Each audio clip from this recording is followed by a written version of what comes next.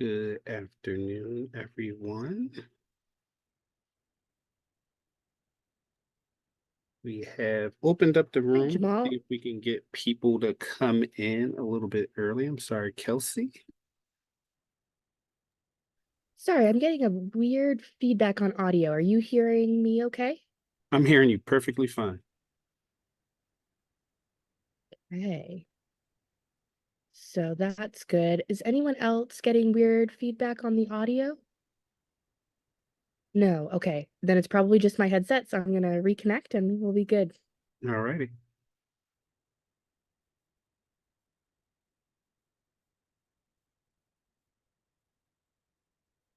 As you come into the room, we love when people put their information into the chat. So please feel free to introduce yourself, where you're from, who you are working with. Um, that would be awesome.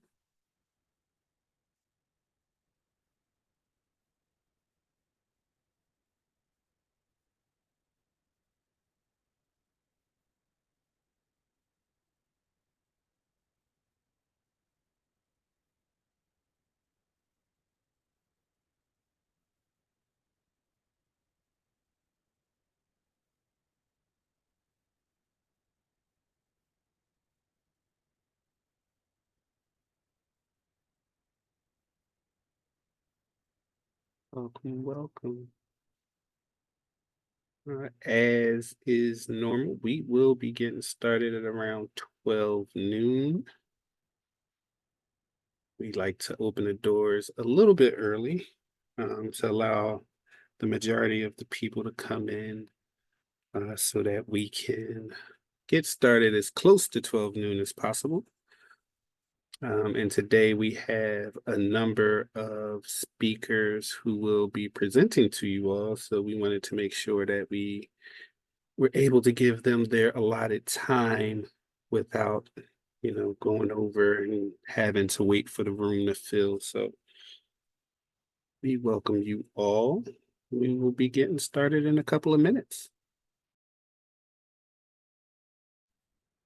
All righty. It is 12 noon, so I'm going to get started. I'd like to welcome you all to our virtual speaker series for 2024.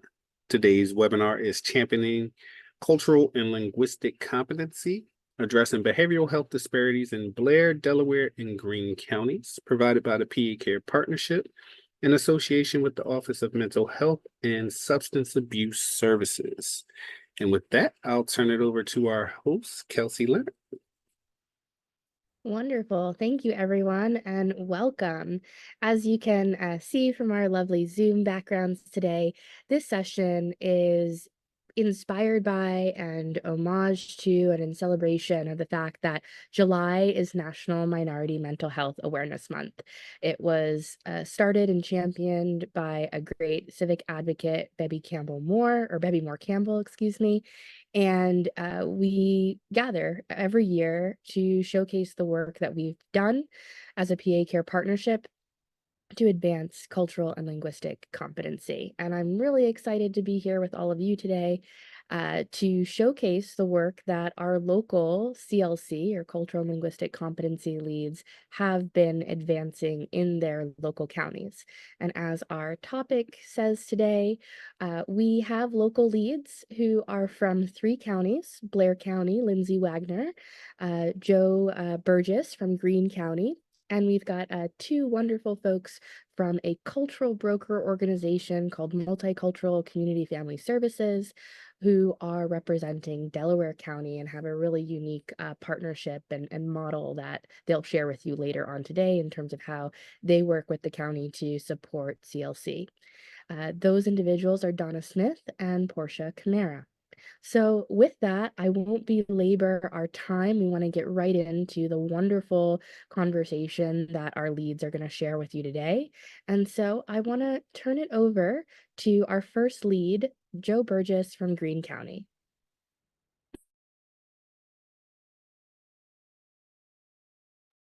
Oh, and Good morning, Joe, everyone. I Yes. was remiss in just one moment. I also wanted to share, you may see something on the screen that's a little new or unique. If you've been to one of our past showcases, you've also probably seen them.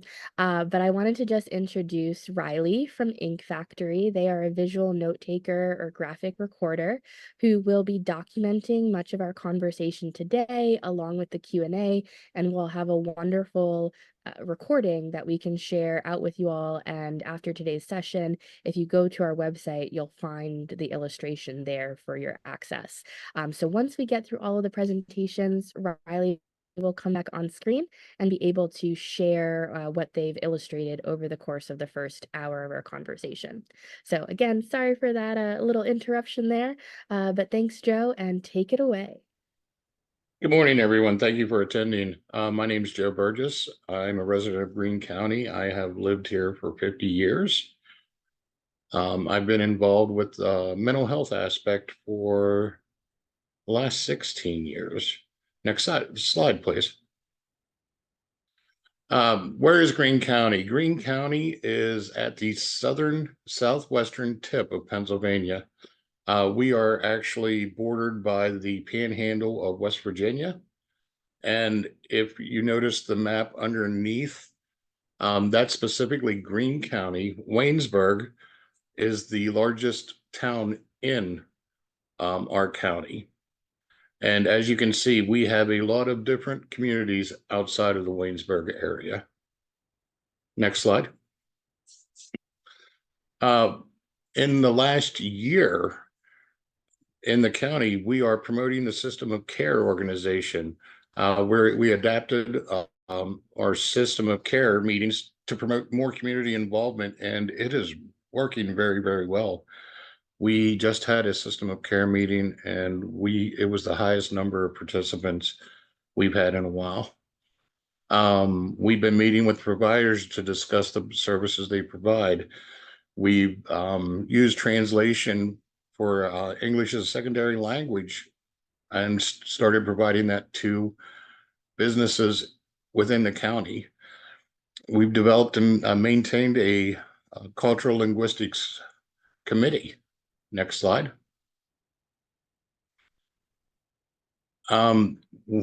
We established educating individual in the community about culture and differences within our own community. We've been attending community-sponsored activities to discuss the culture of Greene County. We became involved in planning a Christmas event to assist individuals and families who may feel alone, depressed, or have nowhere to go. And this will be our first year of that, and we're actually hoping to expand throughout the county in the upcoming years. We've developed and completed a survey for individuals and families in the rural section of Greene County to address the areas that the individuals themselves needs to be identified. Next slide, please. Just a little demographics about Greene County. The major population lays outside of the Waynesburg area. Our total population is just under 35,000. The population of Waynesburg itself is only 3,809.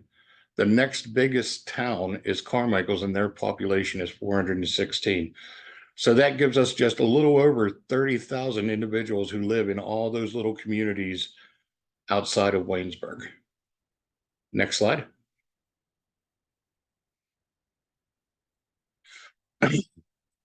Our disparity impact statement for Greene County. We are prioritizing transition age youth, children, and families. We're providing services in a culturally competent manner to the underserved children, transition age, and families in Greene County. Next slide, please.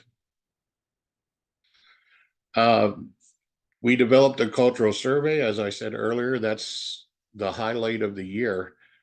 And we administered the survey throughout every community in Greene County.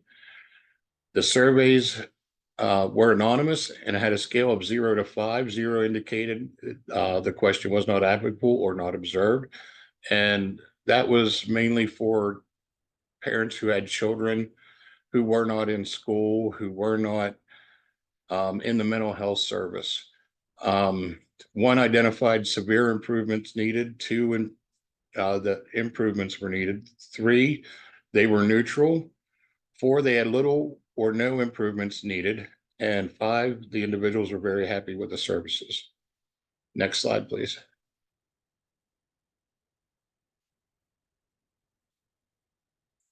The objective of the survey was to address the areas, specifically the medical, educational, mental health, and county response. Each section had an additional comments areas to identify any needs not stated in the survey. Each section of the survey stated how individuals thought that service lines met their needs. A question on each survey also addressed English as a secondary language, the information provided by the agencies and businesses in the county. We also expanded to a second survey, and it was administered straight to the providers. The idea behind this was trying to figure out where the disconnect between service and service utilization lied. And we actually found out that there was a correlation between the staff of the agencies and the areas that were suggested to be addressed in the original survey. This is Greene County, the actual town of Waynesburg in the wintertime. Next slide, please. The survey findings. Region of the county are isolated due to transportation issues. Information needs to be more accessible to individuals who live in the rural sections of the county. Medical profession services, the county medical profession services in the county actually scored the highest out of the other three remaining services. Regions in the county feel they are very underserved, and there needs to be more cultural awareness provided to the providers. Whenever we're talking about cultural awareness in this context, we're talking about understanding the language of the individuals, the traditions, everything that holds that family together instead of a cookie cutter way of dealing with things. This picture is taken from our western region in Greene County.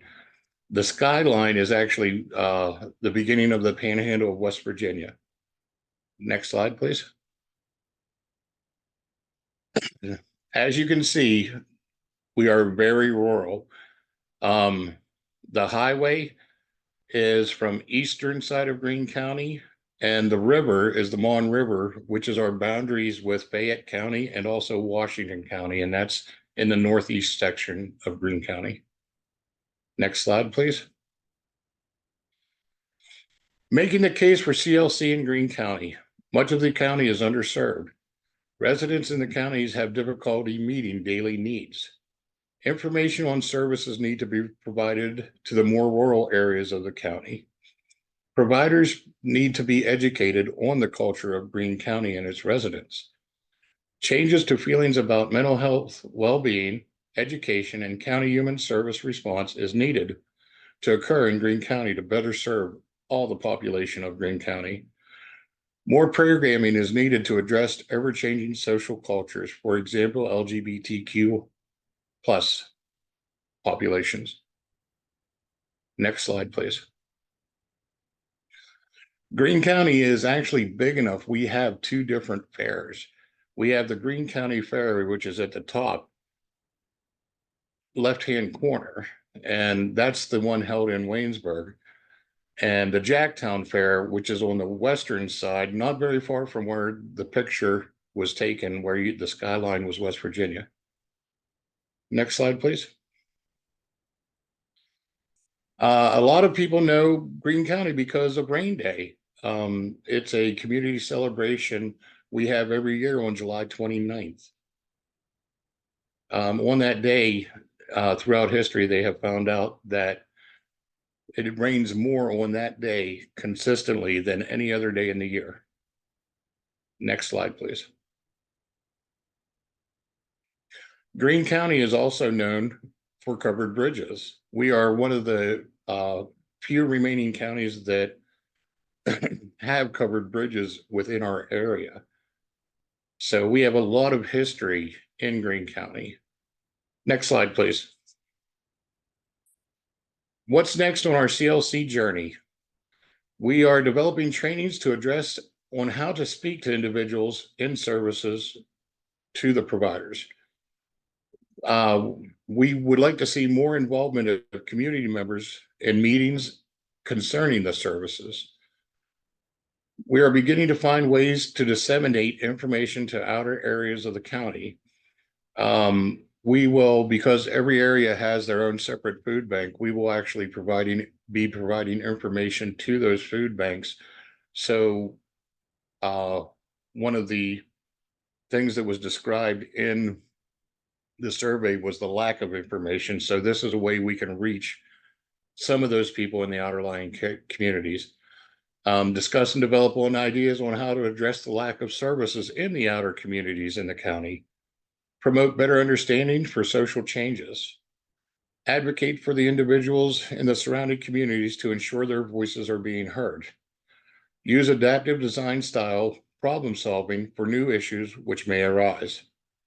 Continue meeting with the CLC committee to ensure others' opinion.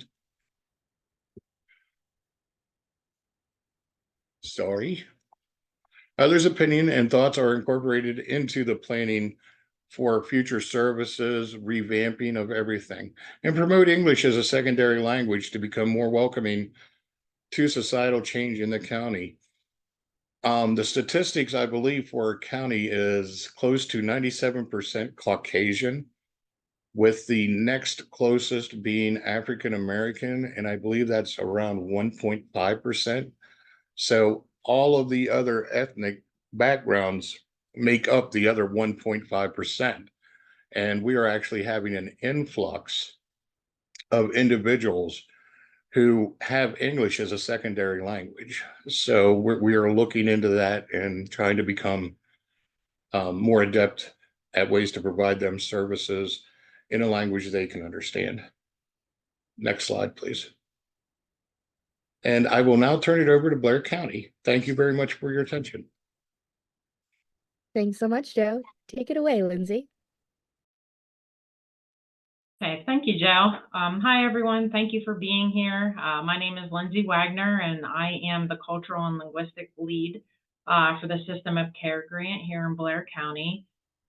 Just to let you know where Blair is, we are in the central part of the state. We are actually probably about 30 to 40 minutes from Penn State University, and I'm particularly located in Altoona, which is the biggest town of our county. Next slide. So to just share a little bit about some data that makes up our county, our population is around about 122,000 individuals. Our poverty rate is 13.2%, which is higher than the national average, which is around 12.5%. Blair has about 99% of the residents that are U.S. citizens, which is higher than the national average. Our individuals here are predominantly white Caucasian, around 93%, a little less than 3% are multiracial. Black African American percentage is around 1.79%. Blair does have a large population of military personnel who served in the Vietnam. Our largest industry is around healthcare and social assistance, and jobs mostly consist of office and administrative support occupations. I predominantly work with the Medicaid population, which is around 30,000 individuals. And the individuals make up about 88% of the Medicaid population are white Caucasian, about 7% are Black African American, and 3% are in the other category. And this is just some data that we really spent time at the beginning in the implementation that we shared with some of our behavioral health providers and at meetings when we discussed about the system of care grant, and just to really highlight and focus on the cultural and linguistic needs of the county. Next slide, please. So when we were making the case for cultural and linguistic awareness, sharing this data with our providers and system partners has really helped to point out where those gaps are in the county and bring awareness. We noticed a lot of systems and providers don't really spend time looking at a lot of the county demographic data and even the data maybe of the individuals who they serve. So really kind of helping bring this to light and discuss it, I think really does point out of those areas of focus. So for example, we have a lot of rural areas outside of our main city of Altoona. So a lot of individuals experience needs for transportation, housing, employment, access to the internet. They're all some of the social determinant of health issues that people in our county face that prevent them from accessing treatment very easily. So our county, again, is predominantly a white English-speaking population, which makes it so much more important for the workforce to become more culturally aware and responsive to the individuals who they serve. Workforce challenges are ongoing, I think, for everyone, and we see it across our behavioral health systems, as I'm sure a lot of you do as well right now. So we feel that when we were having this discussion with our providers and systems, we really want to highlight that it's important for our staff to have the skills and the support needed, and really getting the support from their organization around these topics to be comfortable in providing culturally responsive treatment. When we are making the case, we feel that staff, when they feel supported, retention rates improve. Individuals served are following up with treatment, and they're ultimately just having a better quality of life in the community. Next slide. So to highlight some of the activities that we have done and continue to do in our county, we have formed called the Blair County Inclusion Alliance, which is an advocacy group that's focused for LGBTQIA. It's been a really great group that has done a lot of efforts. They've been able to partner with Penn State Altoona, which is one of the largest branch campuses for Penn State, being able to participate in community activities. They are working to revitalize the Pride Parade for this upcoming year, hosting game nights, and just really being that advocate and getting involved in the community. We offered a foundation training to all the behavioral health providers and our system partners when we were introducing cultural and linguistic awareness. And the idea was to share our data, provide education, and then we introduced a self-assessment, and we asked all of them to complete that assessment based on their organization. And my internal organization, we completed the self-assessment as well, and then we created an action plan as a result to really guide our activities and our steps internally. And we continue to look at that and use that as kind of our plan, our action plan. I provided a training to our staff on cultural and linguistic practices, being able to provide education, share information, and just be able to share resources and tools for our staff who work with families one-on-one and work with providers directly to help them with some tips and skills to provide to them. And the training also helped us look at policy change with our staff, to look at ways that we can be more inclusive and sensitive of other cultures and practices that exist with our own staff. Next slide.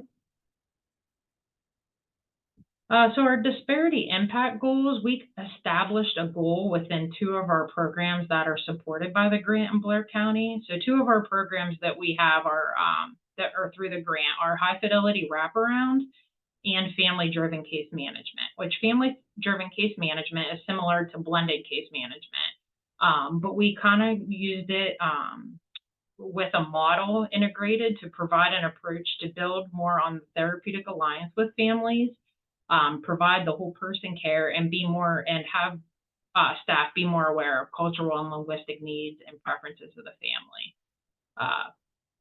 So we really saw a need to expand upon the self-awareness of the staff and to better support the families for both levels of care. We wanted to enhance within those levels of care on what they are already doing. So we have a committee and we've been meeting to review existing tools, discuss what currently exists, and identify areas of improvement. Our committee has been inclusive of family and youth voice to really help ensure that we are using wording that makes sense, and just that we are cognizant of having family and youth voice at the table. Next slide, please. So this highlights some of the tools that we initiated with exploring this goal. This is particularly the tool that we're using with our staff. Originally, this tool was created in Philadelphia.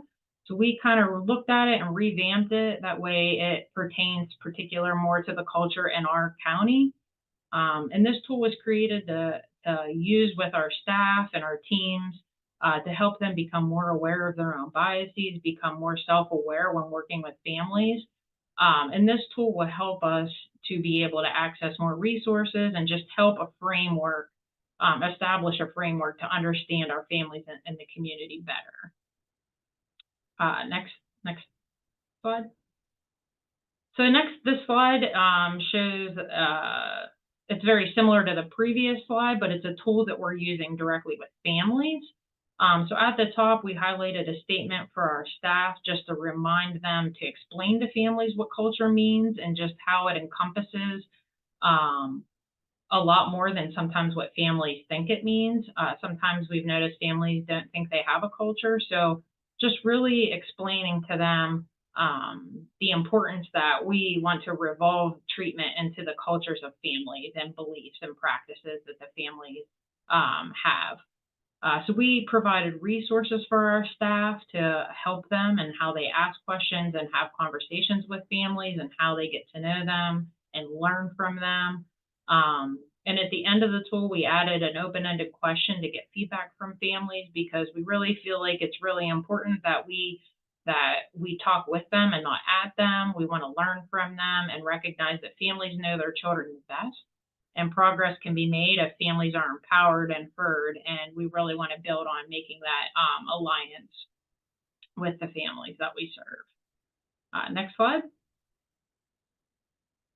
So what's next on our CLC journey?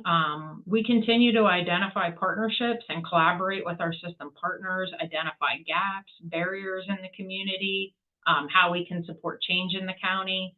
Some partnerships that exist and we want to expand upon. We've been able to partner with our local NAACP, Blair Senior Services, OVR, our Center for Independent Living. And all of these organizations have different populations who they serve and have really helped us identify what gaps exist and how we can work better together. For example, the Center of Independent Living has really helped us to better understand the gaps in the county around literacy needs. So we really want to focus on how we can better support individuals with disabilities and how we can improve around literacy in our county. Some other future plans, we want to follow up with organizations who completed that self-assessment that I mentioned and really help them implement action steps based on the assessment that they completed. We really want to continue to educate staff, provide resources, and help to improve existing gaps for those who are underrepresented in the county. So I feel like that's it for Blair. So I'll introduce the next county and turn it over to Kelsey. Thank you. Thank you so much, Lindsay. And so with that, we're going to transition to our third and final county for today, Delaware. So take it away, Donna and Miss Portia. Well, thank you very much. I'm going to go off mute and on camera. We said thank you, everyone.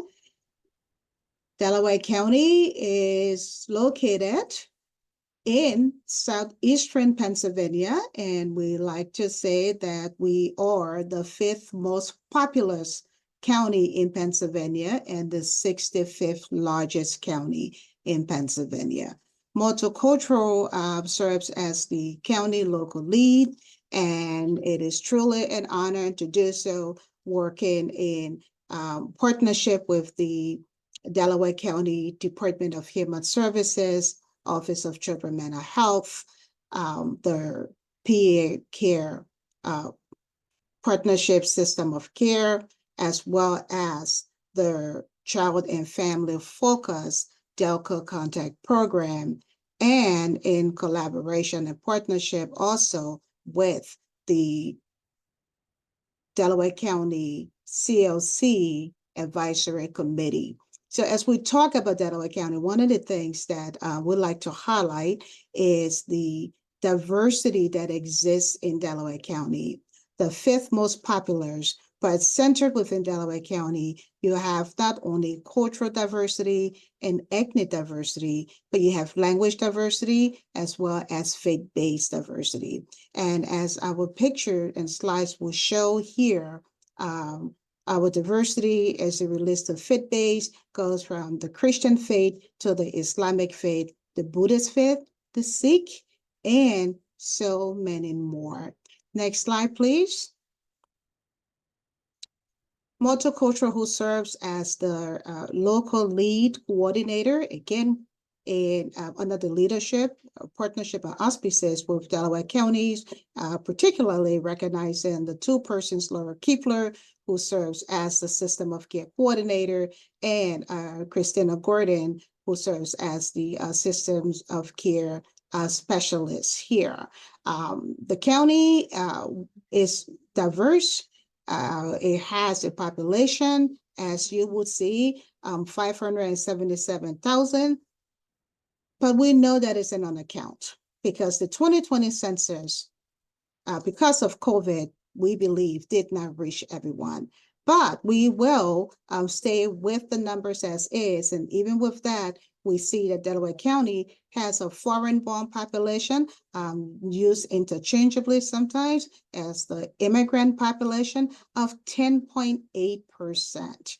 And the foreign-born 10.8% designation usually is one that is held by the United States Census, and more is becoming popularized by all who support this community because of many of the stereotypes and stigmas that is associated with the term immigrant. And you will see here what the definitions are. Immigrant is anyone who's living outside of the country and can encompass many categories, from political asylums to United States citizens to permanent residents, etc., as well as students on foreign visas.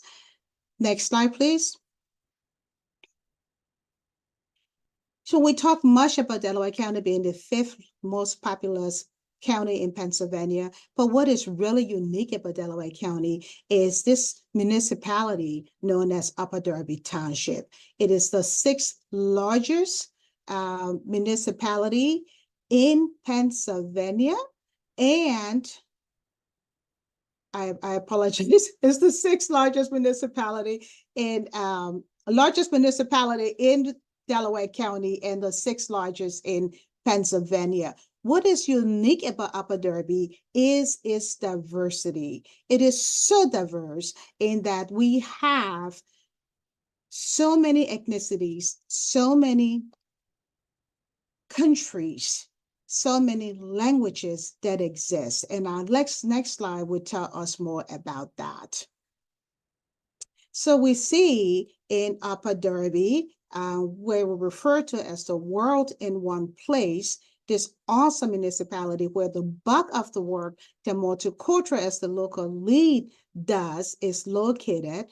We see that within the municipality, we have at least 10 counties, 10 countries, that is, where our residents come from Vietnam to Liberia, Bangladesh, Pakistan, Jamaica, and Greece. And this is just the tip of the iceberg. because you will find that within Upper Derby, there are more than 40 nationalities, 40 countries that exist. And you will also find, as our next slide will show, that, moving on to our next slide, you will see, as we look at that slide, the languages that are spoken within the township. Within the high school alone, we have more than 75 ethnic languages that are spoken within the Upper Derby High School.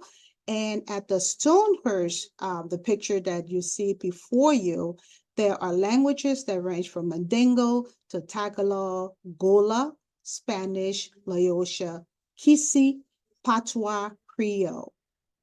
We also want to share with you very proudly that although the languages are so varied because of our diversity, we are proud to say, even with that, about 86.99% of our residents in Delaware County speak English. However, 13.1% of residents speak other languages. And what is so unique about Delaware County and about Upper Derby is that within the home settings, you have at least 12.9% of others, families, children, the kids that we work with who speak other languages in the home that is not English. For many of these kids that enter into our school system, English does not become the first language that they are exposed to. It is the language of their mother's native tongue. Next slide, please. So Ms. Donna is going to talk to us about making a case for Delaware County. Why Delaware County and why the CLC? And before Ms. Donna does, one of the things we'd love to share with you is that Delaware County, as a system of care county, is celebrating its 10th year, having becoming a member of the system of care in February of 2014. Ms. Donna? Thank you very much, Ms. Portia. Hi, my name is Donna Smith, and thank you for having us today. We welcome all of you. My name is Donna Smith. I am the Professional Development Coordinator and Consulting Program at Multicultural Community Family Services, and making the case for Delco Contact and Delco, the CLC.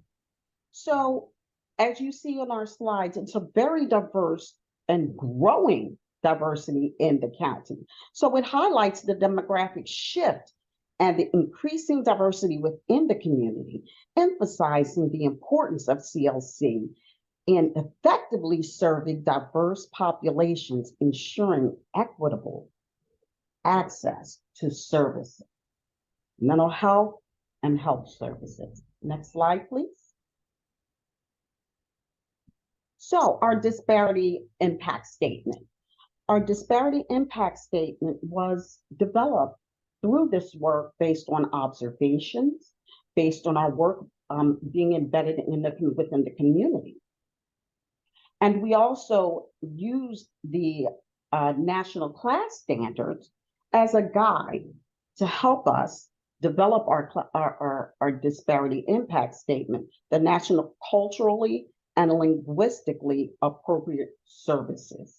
So here you see improving access and support for limited English proficiency with youth and families, developing initial trainings, and we've developed a number of trainings on the national standards for language and cultural workshops for family peer specialists, and doing our shadowing, going out with the peer specialists, observing their interactions with parents, families, and children, and providing feedback. Next slide, please. So our outreach and awareness and engagement. We have, since we're embedded in the community, we've done a lot of community outreach, and we've worked so closely with our Delco Contact Peer and Family Connection department within the Department of Human Services as well. And we actively participate in so many family and community events. It helps us increase and get an understanding of what's going on in the community. And by actively engaging in that community, we've helped with translation. We provided services with translation of the flyers and other resources. We've had our meetings and workshops and had those community conversations. We've had discussions and distribution of the flyers to our families in the community, our businesses, and you'll see it's our food pantry, immigrant grocery stores, libraries, braiding shop, barber shops, faith institutions. We do a lot of community outreach to build this support systems. And we have our strong collaboration with Delco Contact, and we work closely with them. We have a strong, diverse advisory committee. And it's, when I say diverse, it's very diverse. We utilize our media, social media, and we found that certain media outlets are used by the immigrant and foreign-born communities, such as WhatsApp, Messenger, Facebook, and local news channels and feeds. Next slide, please. And we have our Calabash food pantry. And these are the households and families and residents served. We provide support and services to those families, bringing food to the families. They come to visit our Calabash food pantry, and we honestly, it's growing. We reach 250 households on average per week, 1,000 community members on average per week, 4,000 plus per month. And just as I stated earlier, we're rooted in the community for the community. Next slide, please. And this is where we, as part of the outreach that Ms. Donna is talking about, we want to share a little bit about our Palava Hut initiative that we do here. We also want to emphasize the work that is done in partnership with Delco Contact program that supports families in Delaware County who are seeking to access mental health services for the first time. And what Delco Contact does is connect them through the peer specialists and youth support partners to services that they need and that can benefit them. And the work of the Palava Hut is one that is utilized to raise awareness about mental health issues and other issues and concerns that are important to Delaware County diverse residents. The Palava Hut is a place that we bring members of the community to.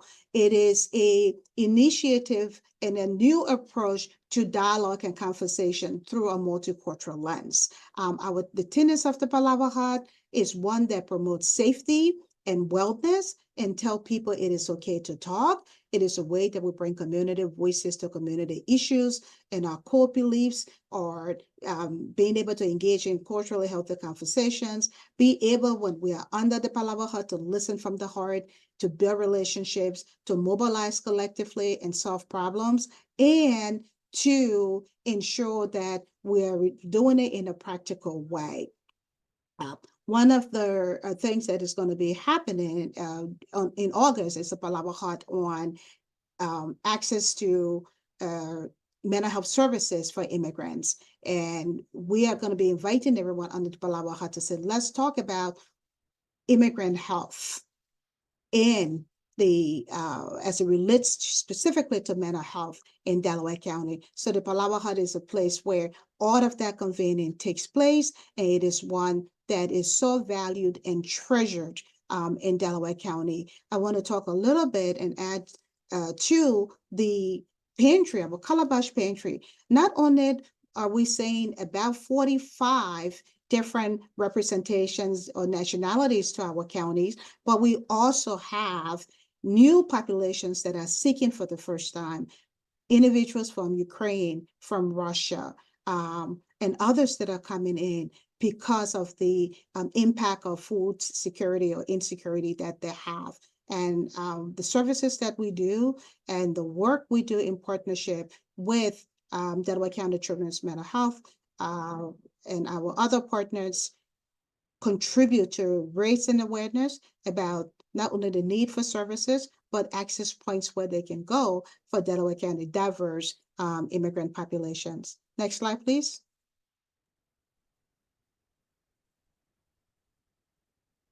Ms. Donna is going to talk to us about lessons learned and best practice and what happens when the spider web unites. Exactly. So lessons learned and best practice. As you see on our slides, we said respecting cultural differences. Understanding and respecting cultural differences is crucial in removing barriers to service access. This approach fosters a more inclusive and welcoming environment to all community members. The engagement piece, consistent and meaningful engagement with immigrant communities is very important. It helps build trust, strengthen relationships, making it easy for these communities to access and utilize available services.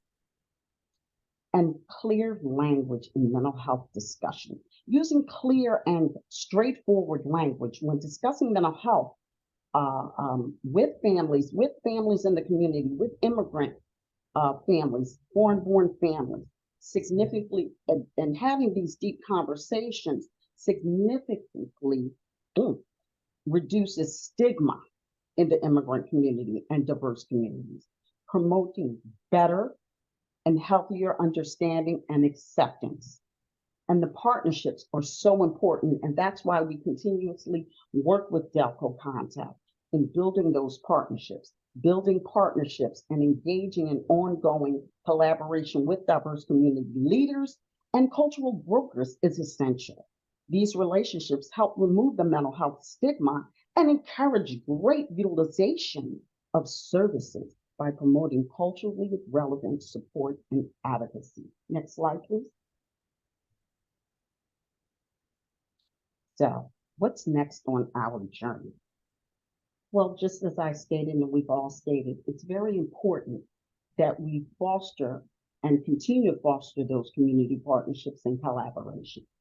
We're hosting the Palava Hut, as Ms. Portia stated, on mental health awareness and access, hearing from the community, listening to the community, fostering those community utilization of mental health services by immigrant youth and families, and continue hosting those workshops to provide the support and systems needed to build the relationship and understanding of the importance of language and cultural competency. Next slide, please.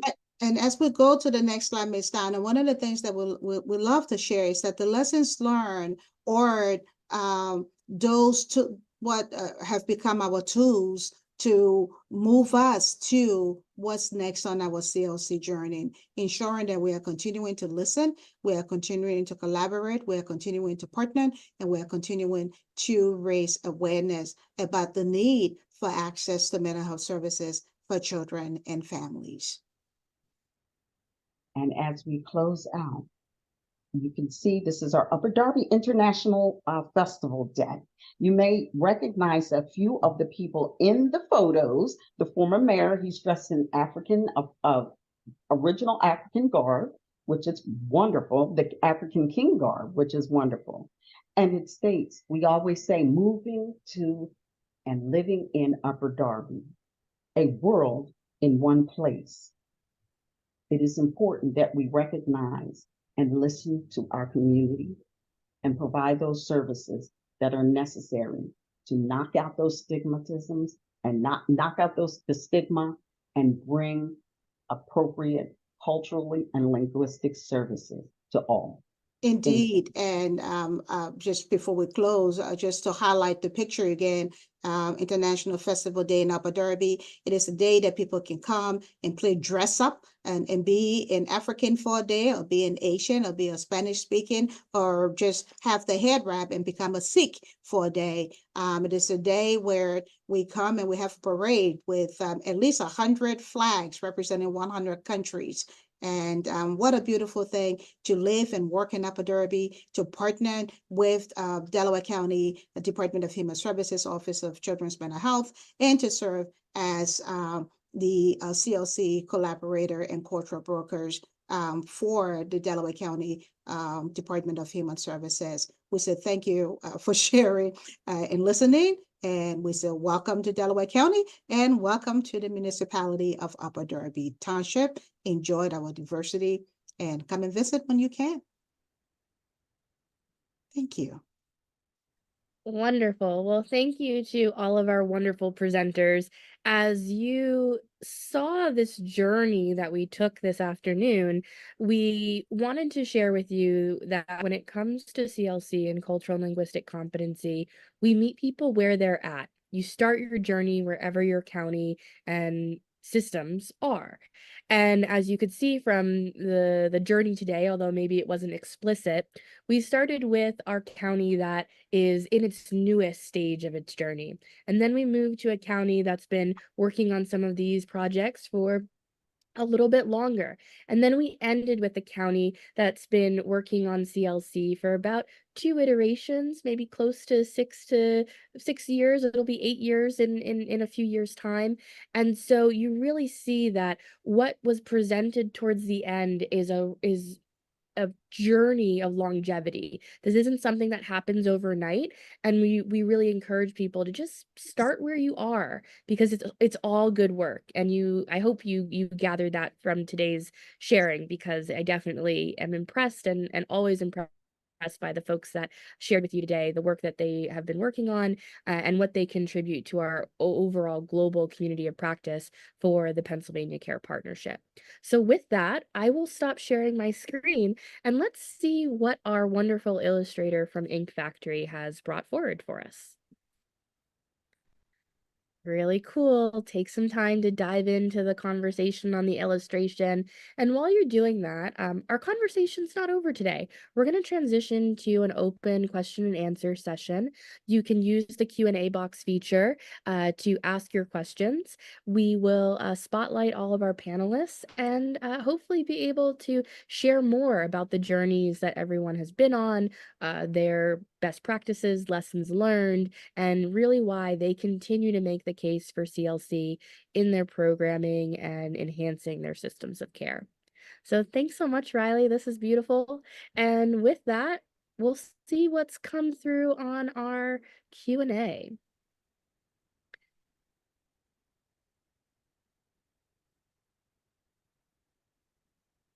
Okay, so one of the questions that's kind of come through is a lot around the Palava Hut conversations. Is there a way that folks can find more information about the Palava Hut conversations?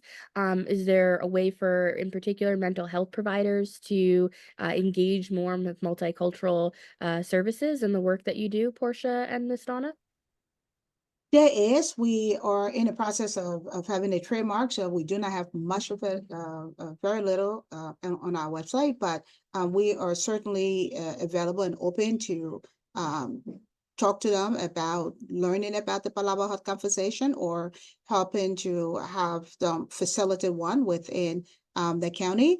On July 30th, Ms. Donna and I are going to be in Boston at the Africanizing the Research Paradigm Summit. And we are going to, the Palava Hut conversation is literally going to be going national. We are going to be facilitating a Palava Hut conversation on what does it mean to Africanize research. And I believe portion of that is going to be broadcast live, and we can pass that information to you, Kelsey, for sharing once you receive it. But it's an awesome, awesome approach to multicultural dialogue and engagement. And here at Multicultural, we've been using that as a tool for close to 12 years now.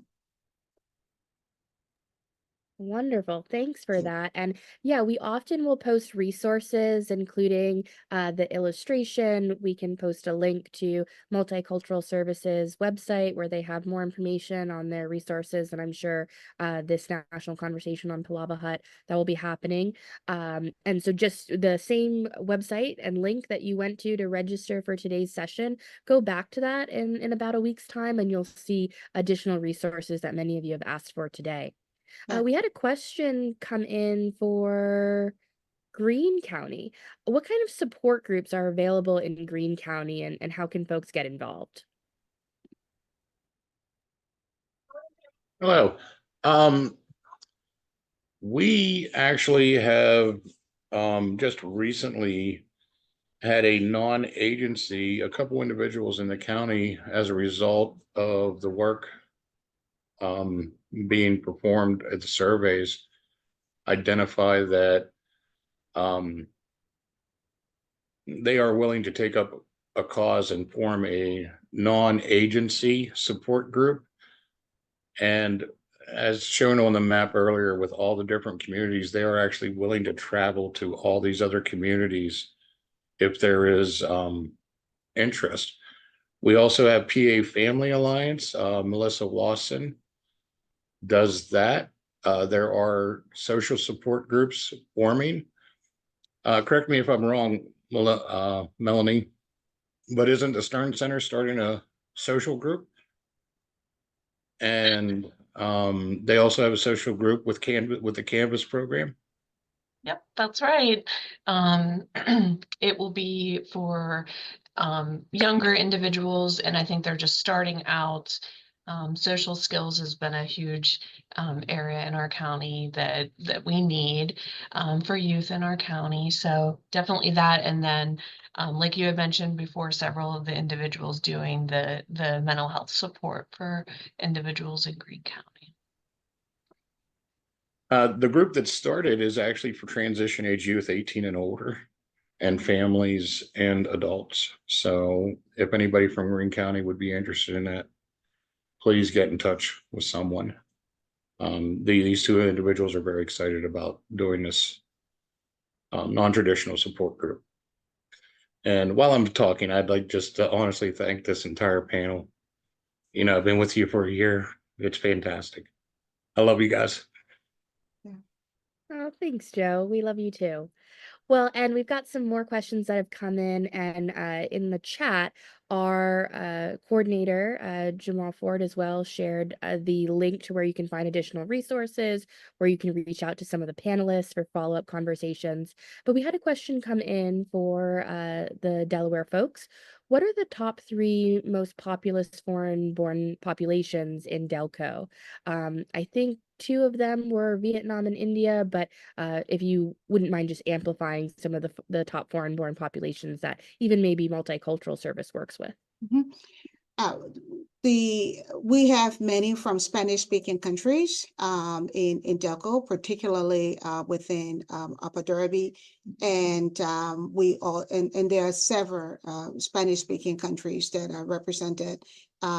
Mexico, Venezuela, arguably is known as the highest Spanish-speaking population, but within the African community, Liberia is the largest foreign-born African community within Delaware County. But you also have foreign-born population from Bangladesh that is also growing. I know recently we are seeing an influx of the Latinx population that are coming into Delaware County within the last 3 to 5 years. In the early 2000s, we had the Africans that were coming in large numbers, and we're seeing that now with the Latinx and the predominant speaking language being Spanish. Also wanted to, and there was a comment about the Palava Hut in terms of our government stakeholders or government officials aware. The answer is yes. Many look forward to participating and coming. We've had state senators, Tom Kerning, the former Mike Zabel, Jenna Curry, and so many more who attended Palava Hut the mayor of Upper Darby, both mayors, former mayors will all come, judges will come and be a part of it and engage in the conversation as well. And it just provided an opportunity to have residents of the county and the township to meet with them. In 2014, in partnership with the Township of Upper Darby, a Palabajat was held on Ebola. And in 2020, a Palabajat, in partnership with John Hopkins, was held on access to public health in Delaware County. And that information contributed to the forming of the Delaware County Department of Health right now. Yeah. Wonderful. Thank you so much. And relatedly, a question came in as we're thinking about the diversity of populations that all of your counties serve. What is the demand like for interpretive services? I think this was specific to Delaware, but anyone else who'd like to answer around how you navigate interpretation and interpretive services for your communities would be welcome. We can speak for Delaware. There is a huge demand within Delaware County, and I think providers across the county are saying that, particularly within the southeastern part of the county, we are saying that. Demand for English as a second language classes as well. And I know that in 2023, Multicultural looked at its first 6 months, January to July, and we served about 103 persons just within the first six months. And we're looking the first 6 months in 2024, and that number doubled. So we're now at 245. And that is for not just ESL, but language translation services, as well as interpretation services as well. And other community-based providers are also saying the same thing. And I believe the county can attest to that. Department of Human Services can attest to that as well. Thanks so much for that response. Does anyone else have thoughts on interpretation services or how you navigate those? Okay, follow up with them after. They're a little shy today. Next question we've got coming in. This is another one for Delaware, but again, I think it is relevant to the whole panel, so feel free to answer if you have additional thoughts. But does the Delaware County organization collaborate with other community organizations to host events or bring awareness to the resources they're aware of? So it's kind of like, yeah, sorry, go ahead. It could either be Christina or MCFS, how do you work with others, and how do they know all the cool things that you're doing?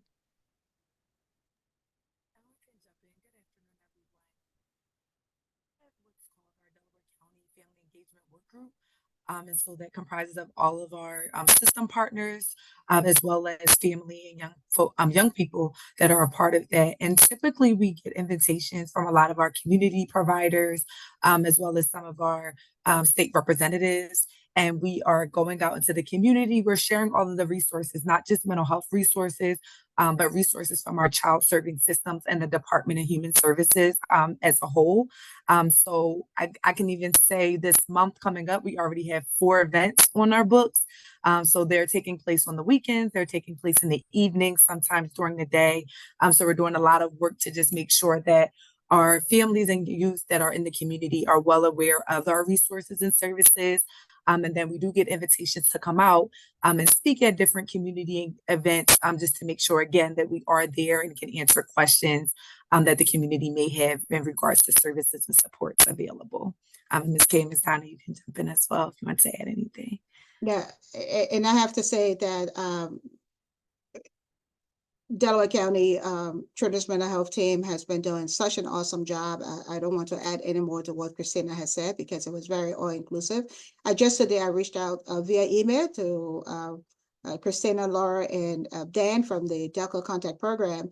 Because a need came up, a Liberian child had gone to camp in Luzerne County and sadly got drowned. And the organization that she is affiliated with reached out to Multicultural to say, we have a serious need for mental health support. Can you help? And, the email was sent to Christina. The goal is, how can we bring partners together, experts, clinicians within the community itself, and clinicians outside of the Liberian community to support this family. So collaboration is everything. Partnership is everything in Delaware County. We work together to raise awareness and to hopefully have access utilization of services enhanced. And as Christina was said, not just mental health, but access to all services that children and families and county residents can benefit from. Wonderful. Thanks, team, for that answer. We had another question come in about how folks can access the wonderful information that was shared today, learn more, how today's webinar was advertised. And so many of you know how you came to find this pocket of space for conversation and learning today. One of the key areas is probably through the PA Care Partnership website, where you go to trainings and you look for the webinar series for 2024. You can also see all of our past recordings for past webinars that have been held this year and prior years. Also some that are dedicated around the theme of cultural and linguistic competency. You also may have found out about today's session through our newsletter. So we encourage you to sign up for the PA Care Partnership newsletter. And if you found today's session really informational and beneficial to you, it's also being recorded. So the link was shared in the chat to the webpage where you're, in about a week's time, you can go, you can find the recording, you can find the slides, the illustration from our graphic recorder, and a bunch of other resources. So feel free to share widely. We welcome that. And this is ongoing work of all of these counties. So we had another question come in, and it's around, I think, these societal changes that you all are noticing. And one is, for Delaware County, why do you think there's this draw of foreign-born populations to that epicenter? Are they finding that it's a positive place to live, or are there other benefits that they see drawing them to that space? Maybe it's proximity to transportation, to airports, to ports. Maybe it's just family history of others have moved there, and so they're moving. But I think also for the other counties, for Greene, for Blair, how are you seeing these population shifts occur, and what's drawing new folks into the regions that you're supporting and from? So maybe we'll start with Delaware and then let Greene and Blair think about how their populations are shifting and what's drawing folks in. Right. I am an immigrant from Liberia, West Africa, and so I can speak a lot to what drew me as a family to Delaware County, but I'm not going to go there. There are several factors, right, that drive immigrants or are driving immigrants to Delaware County. They're looking for safety. They're looking for better schools for their children. They are looking for community more than anything else outside of school and safety. The immigrant community, the foreign-born community, used interchangeably, is one that is built strongly on strong social support system, social networks, helping the village concept. So we go where the village is, because we know that if I'm there and perhaps I am working on my third job and I'm not able to pick up my child, I can quickly send a text, or I can call a friend or a family member and say, can you go and get my child? And that family member literally will negate everything else to go and pick up that child. Or can you help me with this? Because the community is so saturated, Delaware County, with the immigrant, i.e. foreign-born population, it is much, much easier to feel supported, to feel safe, to know that others are there, that they care, and that they will build your community around you in a way that helps you to feel less isolated from the loss that you have experienced by coming here, particularly for those who are fleeing civil war or fleeing religious or political persecution from their countries. Thank you. Joe, I know you've noticed a lot of population shifts and some changes, or just maybe folks feeling more supported to break down barriers of stigma that may be attached to mental health. Do you want to speak a little bit to some of the communities you've been outreaching to and how they're represented, underrepresented in Greene County? Yeah, sure. Honestly, whenever I started this about a year ago, I reached out to a lot of different communities, ethnical communities. Um, and again, there's stigmas associated with being foreign born and moving to a rural county. So it took a little bit of work to break into those areas, but just that one person willing to listen, willing to accept and understand that I'm not, because we've had an influx of people from China, and where in China their biggest thing is if government's involved, government's spying on you. So that was something we had to overcome, and just by befriending a gentleman and showing him resources that were available to him, and this isn't a case of the government's trying to control you. He actually introduced me to other members of his community. We've had an influx of people from the Philippines coming in, and I actually just recently started speaking more with them. One of the individuals opened up and she said that she would introduce me to the Filipino community to get more.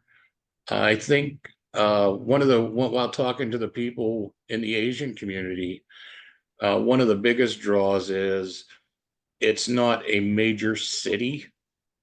So they're more out of the limelight, drawing less attention. And then once they've lived here for a little bit, they actually like the community whenever they become accepted into the community, because Greene County is very tight community. For example, my wife's parents were originally from the Pittsburgh area, and they've lived here over 40 years, and they're still the people from Pittsburgh. Even though they had children grow, and they're still the people from Pittsburgh. But no, and that's something I'm very happy to see that's happening in the county, is we are becoming more accepting of others. And part of my CLC committee, the one gentleman actually joined it. Unfortunately, he had to, because of work, he had to drop off, but we still stay in touch. Like, I try to keep communication open with him weekly. So, slowly we're trying to incorporate the individuals into community events, trying to get them a little bit more seen so they become comfortable and the residents of the county become comfortable and accepting. And for those individuals who have misconceptions about a specific ethnicity, that just gives a chance to sit down over coffee, have a talk with them, and discuss differences, and how strange it is for them to be here, and try to adapt to our style of living here. So honestly, I'm very, very proud to be a person that's helping spearhead that within our own county, in our own county. And you asked earlier a question about why do I think that dynamic's changing for our area. We are actually positioned between two of the major interstates in Pennsylvania. Interstate 70, which runs basically west to east or east to west, and then 79, which starts in Greene County and ends in Erie. So we're like right there. From my house, the intersection where those two meet is like 10 minutes away. So, and Washington's a bigger county that has more city-like issues. So those individuals like being in the slow pace of Greene County. So, that's a draw. And then, whenever they talk to their friends or relatives and they're wanting to move, like a lot of these individuals have friends and relatives and family members moving here because they're like, this is a very relaxed place to live. So Thanks, Joe. That was a great sharing and insight into what's been going on for Greene County, and also just one of the takeaways I have from what you've shared today and in working with you over the past year is that it takes time to build trust. And if you're really wanting to build out your CLC programming, you have to start with that really solid foundation of trust with the communities that are making up the county that you're serving. I wanted to maybe sort of turn maybe to our other county, Blair, for sort of a close to wrap up question before we sort of give everyone final thoughts.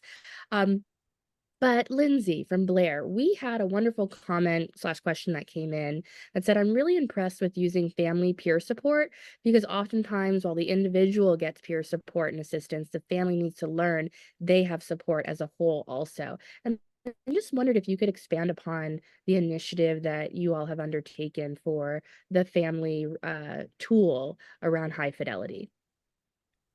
Yeah, we just well, with high fidelity and our family driven case management, we just really want to I mean, blended case management as a whole, I mean, a lot of you are probably familiar with that program. Is such an asset to our services in our county.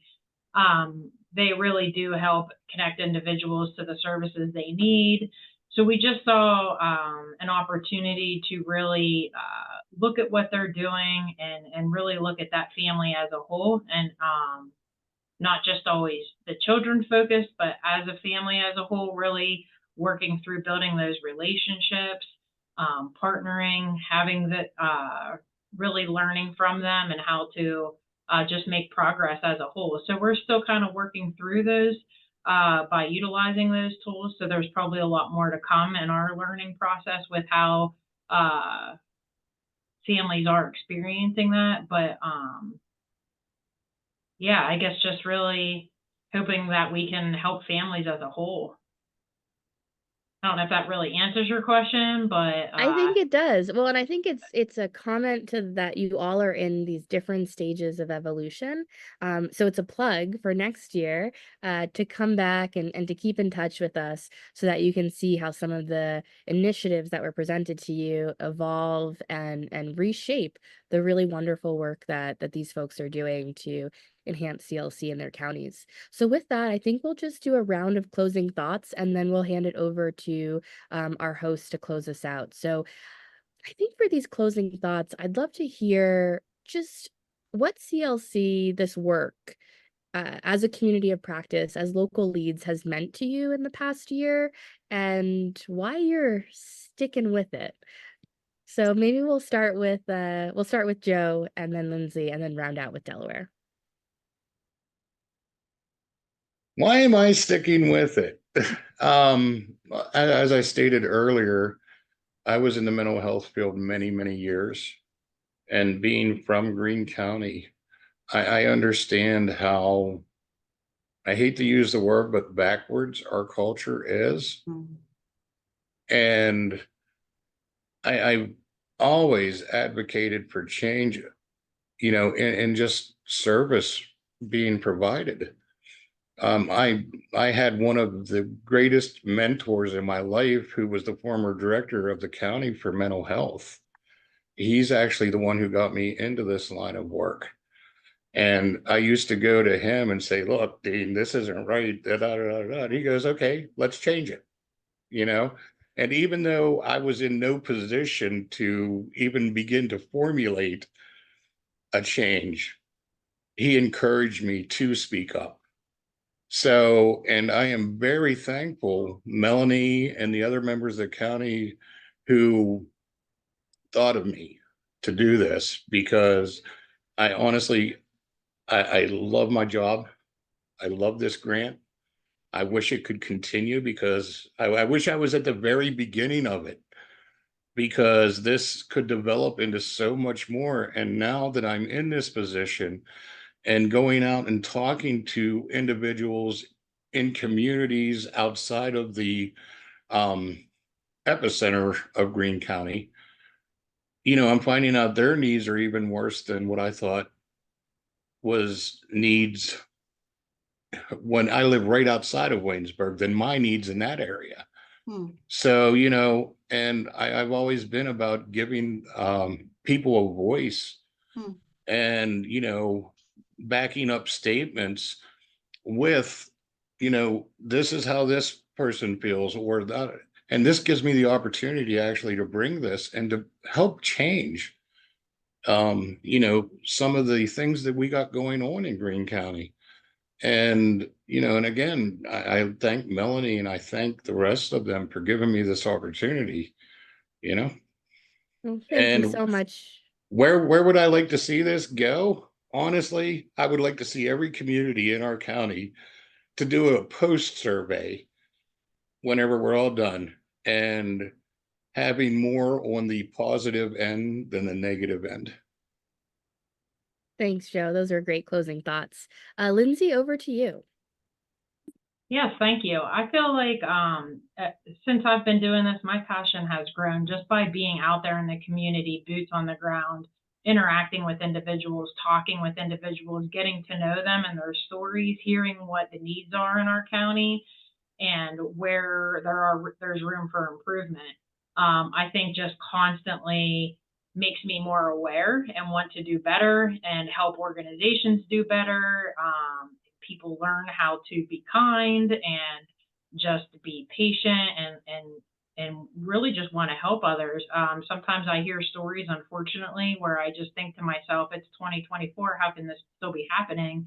But it's constant. And I think our county has come a long way and there's a lot of people that are continuing to do great things, but there's constant room for improvement.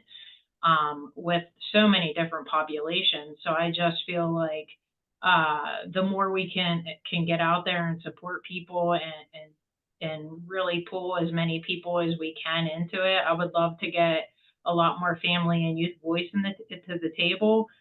So I just feel like there's constant room for improvement and just recognizing all that. So I guess where I want to go, I don't think there's ever truly an end. I feel like there's always constant learning to be done and needs that we can help with. But I feel like when I get to know people's individual stories, that gives me the passion and want to keep going and just to help people and make people feel that they're heard and important and valued in our county. Thank you. Those are great closing thoughts. And last but not least, Miss Portia, we'll have you round us out for Delaware County. Wow. What we do know here at Multicultural in Delaware County, and hence the need for this ongoing work, is that the level of disparities and inequities when it comes to access to resources and services are so high. And minority populations are most at risk, and immigrant populations quadruple that. And that awareness tells us we have to keep on going. We have to continue to do this work in collaboration and partnership. We are so thankful to have the Department of Human Services champion this work, working with Multicultural and all other providers. And our hope is that we will arrive to a place where